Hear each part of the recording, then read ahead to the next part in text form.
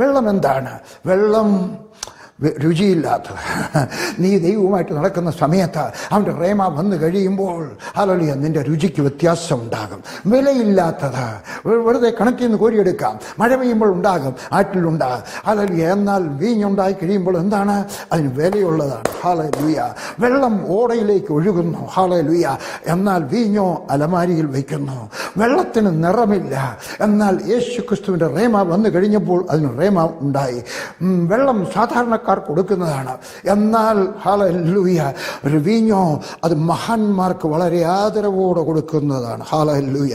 എൻ്റെ ദൈവത്തിൻ്റെ കൃപ വന്നു കഴിയുമ്പോൾ നിന്റെ ഇതെല്ലാം വ്യത്യാസം വരും. ഹല്ലേലൂയ. ദാഹശമനത്തിനാണ് വെള്ളം ഉപയോഗിക്കുന്നത്. എന്നാൽ വീഞ്ഞോ സെലിബ്രേഷനാണ്. ഹല്ലേലൂയ. കാലപ്പഴക്കം വന്നു കഴിയുമ്പോൾ വെള്ളത്തിനകത്ത് കൃമിയുണ്ടാകും. നിങ്ങൾ ഒരു കുപ്പി വെള്ളം ഒരു മാസം വെച്ച് കഴിഞ്ഞാട്ട് അതിനകത്ത് പായലുണ്ടാകുന്നത് നിങ്ങൾക്ക് കാണാം. ഹല്ലേലൂയ. യേശുവിൻ്റെ റേമ വന്നു കഴിയുമ്പോൾ ഹല്ലേലൂയ യേശുവിനോട് കൂടെ നടക്കുമ്പോൾ അവൻ റീമ വന്നു കഴിയുമ്പോൾ ഹല്ലേലൂയ നിനക്ക് രുചിയുണ്ടാകും, നിനക്ക് വിലയുണ്ടാകും, നീ അലമാരിയിലാകും. ഹല്ലേലൂയ. നിറമുള്ളതായി മാറും. മഹാന്മാരോടൊപ്പം ഇരിക്കുവാൻ കർത്താവ് സഹായിക്കും. നീ ഒരു സെലിബ്രേഷനകത്ത് ജീവിക്കും, നിനക്ക് വില കൂടും. ഹല്ലേലൂയ.